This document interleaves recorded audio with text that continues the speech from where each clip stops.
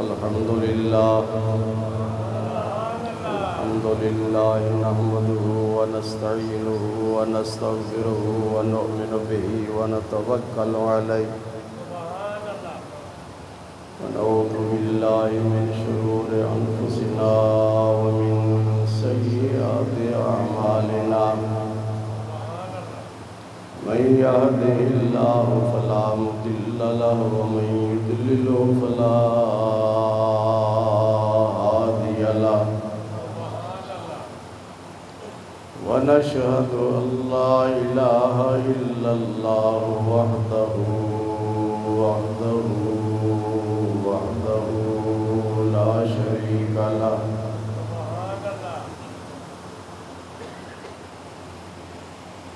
لا ند له ولا ضد له ولا مثل له ولا مثال له سرمدي أزلي أبدي دهري ديمومي لا أول له ولا آخر له ونشهد أن سيدنا وسندنا وحبيبنا وطبيبنا ومأوانا وملجانا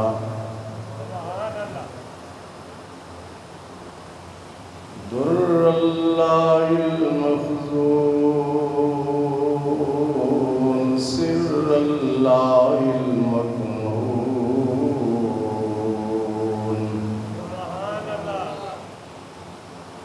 نور الأفئدة والعيون سرور القلب المحزون عالم ما كان وما يكون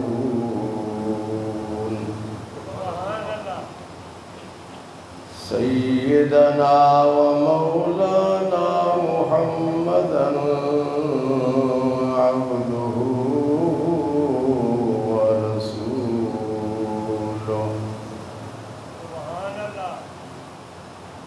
أما بعد فأعوذ بالله من الشيطان الرجيم بسم الله الرحمن الرحيم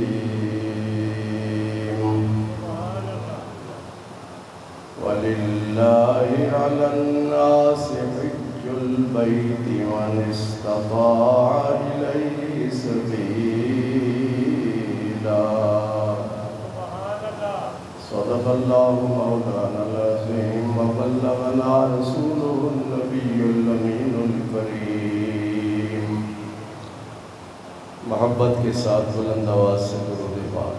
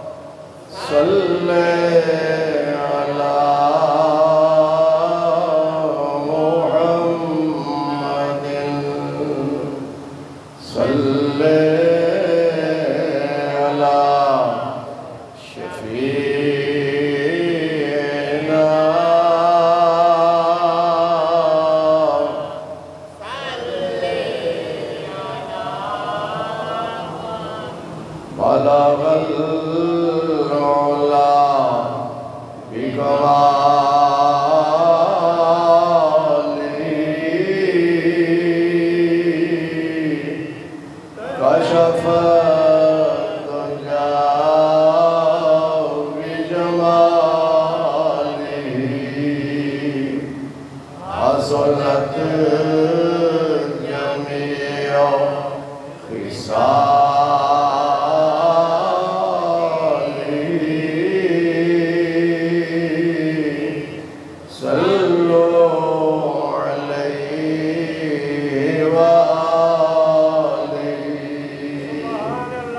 صلی علی نبینا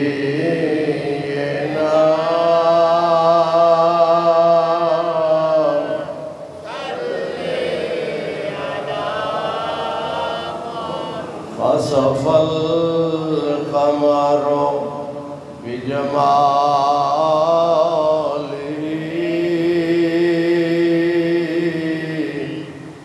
نطق الحجر بجلاله عجز البشر بكماله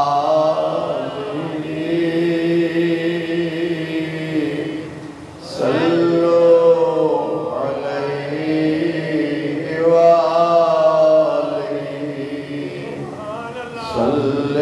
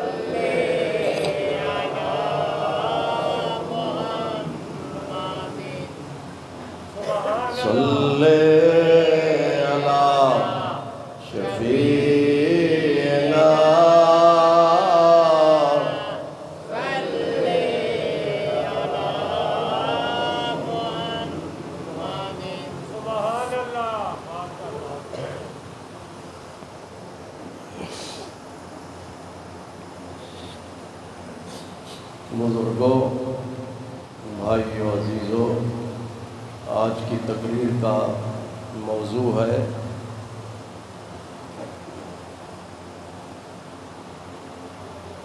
بیت اللہ شریف کی تعمیر اور حج۔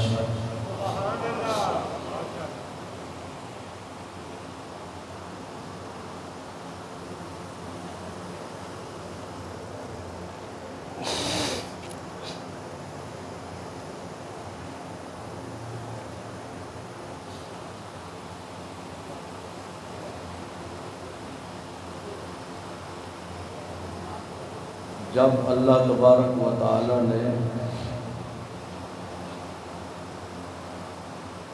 زمین کو پیدا کیا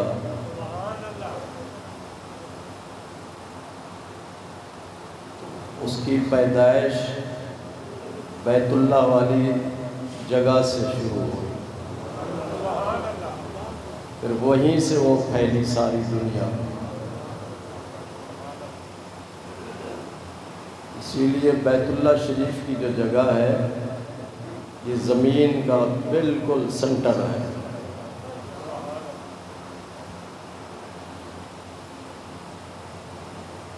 اللہ تعالیٰ کے حکم سے فرشتوں نے حضرت جبریل علیہ السلام کی قیادت میں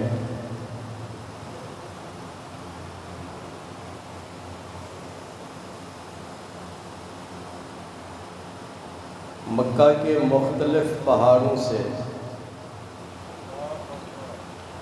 پتھر حاصل کر کے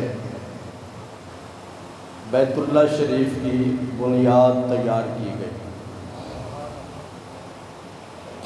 اس بنیاد پر حضرت آدم علیہ السلام نے دیواریں کھڑی کی، چھت نہیں تھی۔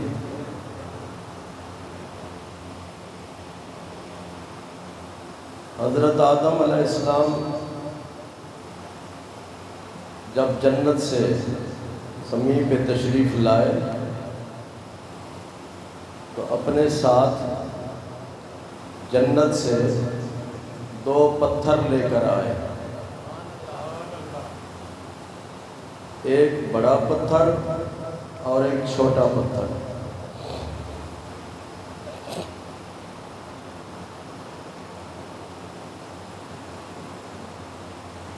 جب یہ طوفان نوح آیا، پوری دنیا کو اس نے اپنی لپیٹ میں لے لیا تھا اس طوفان نے۔ اس طوفان کے آنے سے پہلے حضرت آدم علیہ السلام کے بیٹے حضرت ادریس علیہ السلام نے ان دونوں پتھروں کو ابو قبیس پہاڑ کے دامن میں دفن کر دیا کہ کہیں ایسا نہ ہو کہ اس طوفان کی وجہ سے یہ دونوں پتھر ضائع ہو جائیں۔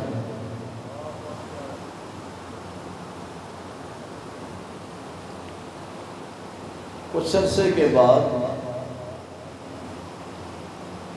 حضرت ابراہیم علیہ السلام کو اللہ تبارک و تعالیٰ نے حکم دیا کہ ابراہیم بیت اللہ شریف کی تعمیر کرو۔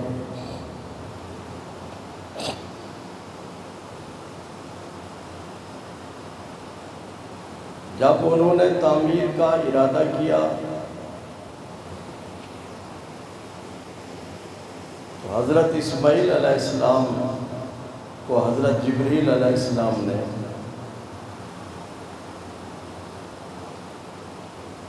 اطلاع دی کہ فلاں جگہ پر 2 جنتی پتھر دفن ہیں، ان کو نکالو۔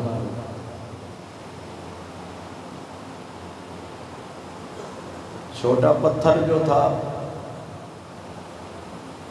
اس کے بارے میں کہا گیا کہ یہ بیت اللہ شریف کی دیوار میں اس کو نصب کرنا، اور جو بڑا پتھر ہے اس پہ ابراہیم علیہ السلام کھڑے ہو کر بیت اللہ شریف کی تعمیر کریں۔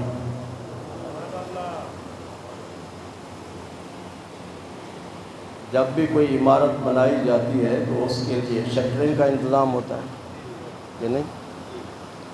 اب اتنی دیوار جو اونچی کرنی تھی وہاں تو شٹرنگ کا سامان نہیں تھا، کیوں جی حاجی؟ نہ سیڑھیاں تھیں، نہ پھٹے تھے، نہ بانس تھے۔ تو اللہ تبارک و تعالیٰ کی طرف سے انہیں حکم دیا گیا کہ یہ جو بڑا جنتی پتھر ہے اس پہ کھڑے ہو جاؤ اور بیت اللہ شریف کی دیواروں کی تعمیر کرو۔ جوں جوں دیوار اونچی ہوتی جاتی تھی وہ پتھر بھی اونچا ہو جاتا تھا۔ تو اس طرح بیت اللہ شریف کی تعمیر مکمل ہوئی تو اللہ تبارک و تعالیٰ نے حکم دیا ابراہیم اعلان کرو، لوگوں تم پر حج فرض ہے۔ بیت اللہ کا حج عربی زبان کا لفظ ہے، معنی کیا ہے اس کا؟ بولو، حج عربی زبان کا لفظ ہے، اس کا معنی کیا ہے؟ کیوں چودھری یوسف؟ اس کا معنی ہے ارادہ کرنا۔ کیا معنی؟ ارادہ کرنا۔ لغوی معنی اس کا یہ ہے، اور شریعت کی اصطلاح میں وہ عبادت جو اللہ تبارک و تعالیٰ کے حکم کے مطابق مخصوص ارکان کے ساتھ ادا کی جائے۔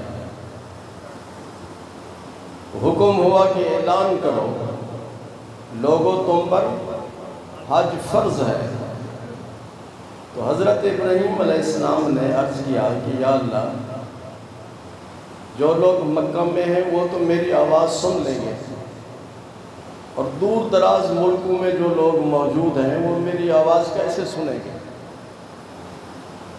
تو اللہ تعالیٰ نے ارشاد فرمایا، ابراہیم، آواز دینا تمہارا کام ہے اور اس آواز کو پہنچانا ہمارا کام ہے۔ آپ میرے حکم کی تعمیل کرتے ہوئے ابو قبیس پہاڑ پہ کھڑے ہو کر اعلان کرو لوگوں تم پر بیت اللہ شریف کا حج فرض ہے۔ تو حضرت ابراہیم علیہ السلام نے اعلان کیا۔ حدیث پاک میں ہے، سرکار مدینہ صلی اللہ علیہ وسلم نے ارشاد فرمایا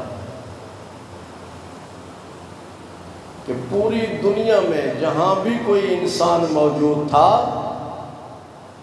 حضرت ابراہیم علیہ السلام کی آواز اس تک پہنچی۔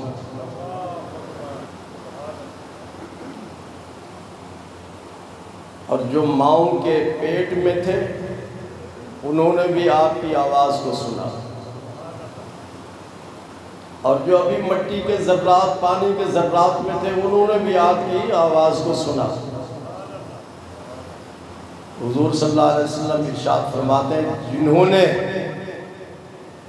ان کی آواز پر لبیک کہا۔ کیا کہا؟ لبیک کا معنی کیا ہے جی؟ میں حاضر ہوں۔ لبیک کا معنی حاضر ہونا نہیں، میں حاضر ہوں، یا اللہ تو مجھے بلا رہا ہے تو میں حاضر ہوں۔ جنہوں نے حضرت ابراہیم علیہ السلام کی آواز پر لبیک کہا، بولو کیا معنی ہے لبیک کا؟ یہ باہر جا کے پوچھنا لوگوں سے جی، انہیں پتہ چلے کہ بھی کسی مسجد میں آپ گئے تھے اور سبق لے کر آئے۔ تو لبیک کا معنی یہ ابھی خوش قسمت لوگ کچھ ہیں جو جا رہے ہیں حج کے لیے۔ ہمارے یاسر صاحب بھی جا رہے ہیں حج کے لیے اپنی فیملی کے ساتھ۔ تو جب حاجی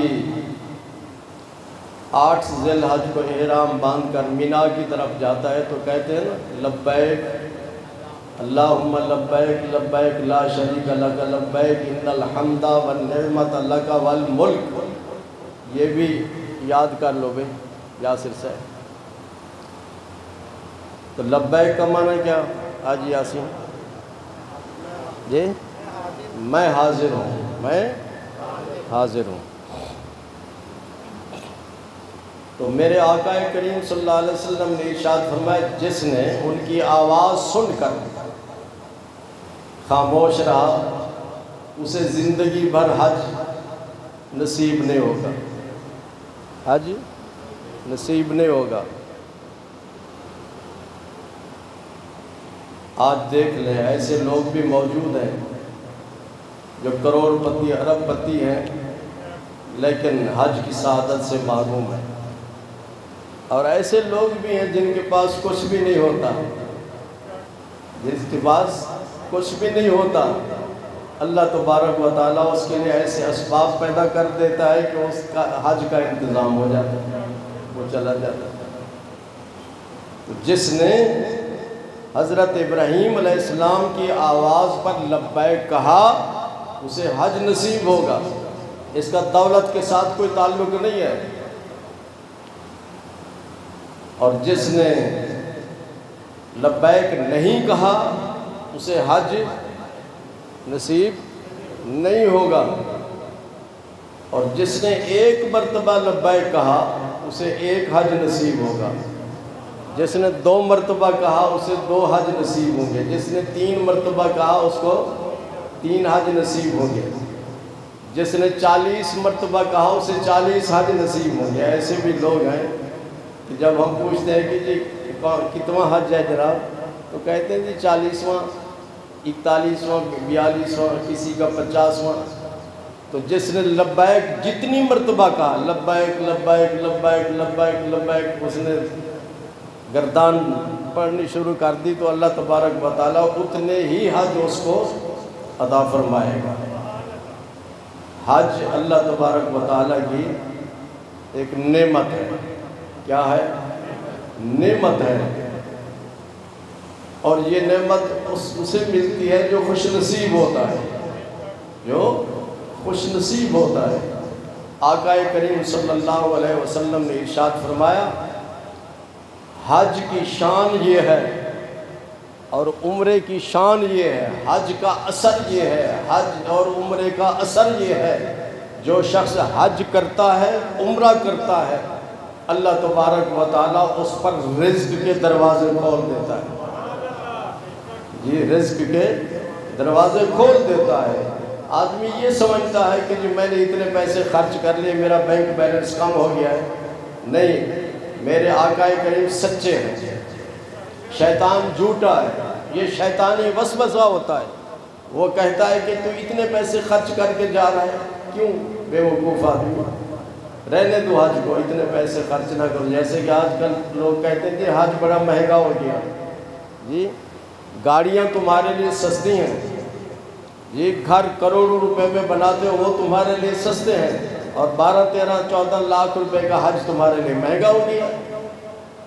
یہ شیطانی وسوسہ ہوتا ہے، یہ شیطانی وسوسہ ہے۔ جس طرح ایک آدمی صدقہ خیرات کرنا چاہتا ہے، زکوٰۃ دینا چاہتا ہے، تو شیطان دل میں وسوسہ ڈالتا ہے، تو اتنے پیسے خرچ کر رہا ہے، تو بالکل بھوکا ہو جائے گا، تنگ دست ہو جائے گا۔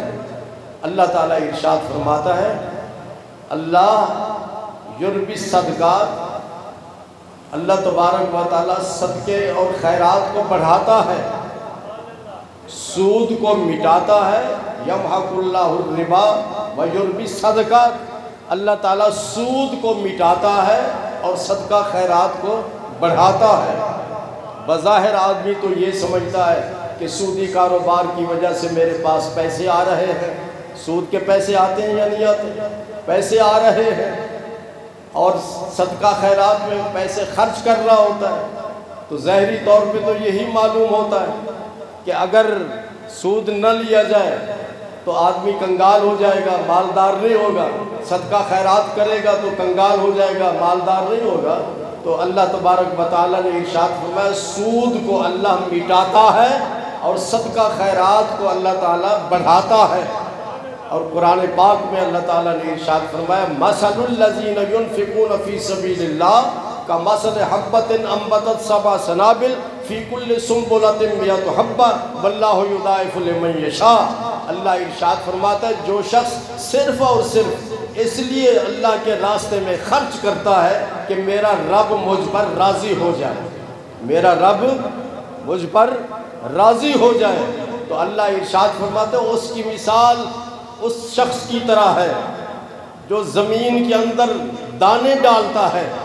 کیا دانے ڈالتا ہے؟ ایک دانے سے ایک 7 شاخیں، 7 بالیاں نکلتی ہیں، 7 ٹہنیاں سمجھ لیں نکلتی ہیں، اور ہر بالی میں ایک سٹا ہوتا ہے، اور ایک سٹے میں 100 دانہ ہوتا ہے۔ لیاقت، یہ جتنے بھی دیہاتی لوگ بیٹھے ہیں نا، ان کو پتہ ہے کہ گندم کا ایک دانہ ڈالو، کیوں جی منیر، 7 بالیاں نکلتی ہیں، زیادہ بھی نکل سکتی ہیں لیکن کم از کم 7 نکلتی ہیں، اور ہر بالی میں ایک سٹا ہوتا ہے، اور اس سٹے میں 100 دانہ ہوتا ہے۔ میں نہیں کہہ رہا، اللہ فرماتا ہے۔ الحمد سے لے کر والناس تک پورا قرآن سچا ہے یا نہیں؟ سچا ہے کہ نہیں؟ اور سچا بہت مہنگا ہے، سچ بہت مہنگا ہے، سچ اور جھوٹ سستا ہے۔ آج کل جھوٹ بہت عام ہے، جھوٹ عام ہے۔ کوئی آدمی ایسا نہیں ہے، سیاسی آدمی ہو، مذہبی آدمی ہو، تاجر ہو، کوئی بھی ہو، ایسا کوئی آدمی ایسا نہیں ہے جو اس گناہ سے بچا ہوا ہو۔ اٹھتے بیٹھتے چلتے پھرتے جھوٹ بولتے ہیں، اخباروں میں جھوٹ چھپتا ہے اور چینلز پہ جھوٹ کی اشاعت ہو رہی ہے، یہ سب اس قسم کے جھوٹ چل رہے ہیں۔ حضرت علی کرم اللہ تعالیٰ وجہ الکریم کی خدمت میں ایک شخص حاضر ہوا، عرض کرتا ہے حضور میری دکان نہیں چل رہی، دکان میں بڑی بے برکتی ہے۔ تو حضرت نے ارشاد فرمایا دو کام کرو۔ کس نے؟ بولو، جن کے بارے میں حضور صلی اللہ علیہ وسلم نے ارشاد فرمایا انا مدینۃ العلم وعلی بابها، میں علم کا شہر ہوں، علی اس کا دروازہ۔ تو عرض کرتا ہے حضور دکان نہیں چل رہی، آپ نے ارشاد فرمایا دو کام کرو۔ ایک یہ کہ دکان کے اندر جو مکڑی کے جالے لگے ہوئے ہیں ان سب کو صاف کرو، مکڑی کے جالوں کی وجہ سے بے برکتی ہوتی ہے۔ دکان میں ہوں یا گھر میں ہوں جالے صاف کیا کرو، فیکٹری میں ہوں کارخانے میں ہوں یہ جالے صاف کیا کرو، حضرت علی کا حکم ہے۔ اور دوسرا آپ نے ارشاد فرمایا جھوٹ نہ بولو۔ جھوٹ عام طور پر یہ جتنے بھی کاروباری لوگ ہوتے ہیں، دکاندار، بزنس مین، جھوٹ بولتے ہیں، تو جھوٹ بولنے سے بے برکتی ہوتی ہے، برکت نہیں ہوتی۔ جھوٹ بولنے سے برکت، دکاندار اپنی کسی چیز کو بیچنے کے لیے یا بزنس مین کسی چیز کو بیچنے کے لیے زمین آسمان کے کلابے ملا دیتے ہیں، یہ چیز ایسی ہے، یہ ایسی ہے، یہ ایسی ہے، اس کا یہ اثر ہے، اس کا یہ اثر ہے، اس کا یہ فائدہ ہے، وہ بجہان دنیا کے سارے فائدے اس کے گنوا دیتے ہیں، جھوٹ پر اپنا کاروبار چلاتے ہیں۔ تو حضرت علی کرم اللہ تعالیٰ وجہ الکریم ارشاد فرماتے جھوٹ نہ بولو، جھوٹ بولنے سے بے برکتی ہوتی ہے۔ آدمی کسی بھی منصب پہ بیٹھے، کسی بھی کرسی پر بیٹھا ہوا ہو، تجارت کی کرسی ہو، سیاست کی کرسی ہو یا کوئی اور کرسی ہو، بیٹھ کے اگر جھوٹ بولتا ہے تو برکت نہیں ہوتی۔ ہمارے معاشی حالات اسی لیے ٹھیک نہیں ہیں، جھوٹ بھی زیادہ چلتا ہے اور سود بھی چل رہا ہے، اسی لیے بے برکتی ہے۔ تو اللہ ارشاد فرماتا ہے صدقہ خیرات کی مثال ایسے ہے کہ جیسے ایک دانہ زمین میں ڈالو 7 بالیاں نکلتی ہیں، ہر بالی میں ایک سٹہ ہوتا ہے اور ہر سٹے میں 100 دانہ ہوتا ہے، تو ایک دانے کے بدلے میں اللہ تبارک و تعالیٰ نے اس کسان کو 700 دانہ عطا فرماتا ہے۔ اور آگے ارشاد فرمایا واللہ یضاعف لمن یشاء، اور اگر چاہے تو کئی گنا اللہ تبارک و تعالیٰ اس میں اور بھی اضافہ کر سکتا ہے۔ سمجھنے ثابت کیا ہوا کہ سود حرام ہے اور اس میں برکت نہیں، صدقہ خیرات میں برکت ہے، حج پر خرچ کیا جائے تو برکت ہی برکت ہے۔ آقا کریم سچے ہیں، ارشاد فرمایا حج کرو، عمرہ کرو، فقر فاقہ تنگ دستی دور ہو جائے گی۔ بات سمجھ آ رہی ہے؟ تو خوش نصیب لوگ ہیں جو لاکھوں روپے خرچ کر کے حج کے لیے جا رہے ہیں اور پیسوں کی ان کو کوئی پرواہ نہیں۔ یہ گھاٹے کا سودا نہیں ہے، نفع کا سودا ہے۔ اللہ تبارک و تعالیٰ ان کو بہت کچھ عطا فرمائے۔ پھر حضور صلی اللہ علیہ وسلم نے ارشاد فرمایا، پوری توجہ سے سنو، کہ مکہ مکرمہ کے اندر 13 جگہیں ایسی ہیں، کتنی؟ 13 مقامات ایسے ہیں کہ اگر وہاں دعا کی جائے تو اللہ تبارک و تعالیٰ دعا کو قبول فرماتا ہے، دعا کو قبول فرماتا ہے۔ وہ 13 جگہ نوٹ کر لو۔ پہلی جگہ ہے ملتزم، ملتزم حجر اسود، حجر اسود اور بیت اللہ شریف کے دروازے کے درمیان جو جگہ ہے اس کو کہتے ہیں ملتزم۔ تو اس ملتزم پہ بھی جو دعا کی جائے تو اللہ تعالیٰ اس دعا کو قبول فرماتا ہے۔ دوسرا ہے میزاب رحمت، پرنالہ۔ پرنالے کو عربی میں کیا کہتے ہیں؟ میزاب۔ پرنالے کے نیچے کھڑے ہو کے دعا مانگو تو اللہ تعالیٰ اس دعا کو بھی قبول فرماتا ہے۔ اور تیسری جگہ ہے رکن یمانی، وہاں پہ وہ نشان لگا ہوا ہے، رکن یمانی کا بتا دیتے ہیں۔ وہ حجر اسود سے پہلے، حجر اسود سے پہلے جو کونا ہے اس کا بیت اللہ شریف کی دیوار کا، وہاں پہ اس کو کہتے ہیں رکن یمانی۔ وہاں بھی جو دعا کی جائے تو اللہ تعالیٰ اس دعا کو قبول فرماتا ہے۔ جب طواف کرنے والا اس رکن یمانی کے پاس پہنچتا ہے تو پڑھتے ہیں ربنا آتنا فی الدنیا حسنہ وفی الآخرۃ حسنہ وقنا عذاب النار وادخلنا الجنۃ مع الابرار یا عزیز یا غفار یا رب العالمین۔ اور چوتھا ہے صفا مروہ کے درمیان، صفا پہاڑی ہے اور مروہ بھی پہاڑی ہے، ان دونوں پہاڑیوں کے درمیان بھی جو دعا مانگی جائے اللہ تعالیٰ اس دعا کو قبول فرماتا ہے۔ اور پانچویں جگہ ہے حجر اسود۔ حجر اسود کے پاس بھی جو دعا مانگی جائے تو اللہ تعالیٰ اس دعا کو قبول فرماتا ہے۔ اور چھٹی جگہ ہے مقام ابراہیم۔ مقام ابراہیم کا کیا مطلب؟ وہ پتھر، وہ جس پر حضرت ابراہیم علیہ السلام کھڑے ہو کے بیت اللہ شریف کی تعمیر فرماتے تھے، اس پتھر پر حضرت ابراہیم علیہ السلام کے مبارک قدموں کے نشان ہیں۔ تو وہاں بھی جو دعا مانگی جائے اللہ تعالیٰ اس دعا کو قبول فرماتا ہے۔ اور ساتویں خانہ کعبہ کے اندر، اگر اللہ تعالیٰ کسی کو توفیق دے اور اس کو کوئی موقع ملے تو خانہ کعبہ کے اندر بھی دعا کی جائے تو اللہ تعالیٰ اس دعا کو قبول فرماتا ہے۔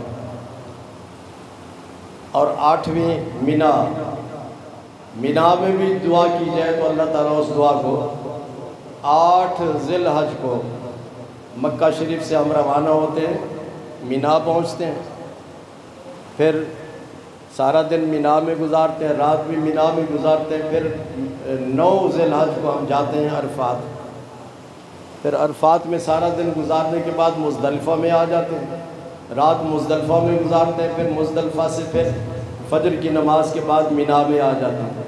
تو مینا میں بھی جو دعا مانگی جائے اللہ تعالیٰ اس دعا کو قبول فرماتا ہے۔ اسی طرح مزدلفہ میں جو دعا مانگی جائے اللہ تعالیٰ اس دعا کو قبول فرماتا ہے۔ عرفات میں جو دعا مانگی جائے اللہ تعالیٰ اس دعا کو بھی قبول فرماتا ہے۔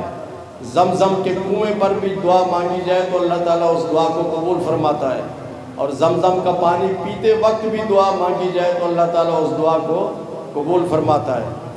اور 3 جو پتھر ہیں جن کو کنکریاں ماری جاتی ہیں، ان 3 پتھروں کے قریب بھی دعا مانگی جائے تو اللہ تعالیٰ اس دعا کو قبول فرماتا ہے۔ حجر اسود یہ جنتی پتھر ہے، تو جب حضرت ابراہیم علیہ السلام نے بیت اللہ کی دیوار میں اس کو نصب کیا تو بہت اس کی روشنی تھی، اس کی جہاں تک اس کی روشنی پہنچی چاروں طرف روشنی پھیل گئی، تو وہاں تک حرم شریف کی حدود متعین ہو گئی۔ تو یہ پھر حجر اسود اب کالا ہو گیا، اسود کا معنی کالا، لوگوں نے اس کو ہاتھ لگایا گناہگاروں نے، تو گناہگاروں کے گناہوں کو اس نے کھینچ لیا۔ اب دعا کیجیے کہ اللہ تبارک و تعالی ہم سب کو بیت اللہ شریف کی حاضری نصیب فرمائے۔ وآخر دعوانا الحمدللہ۔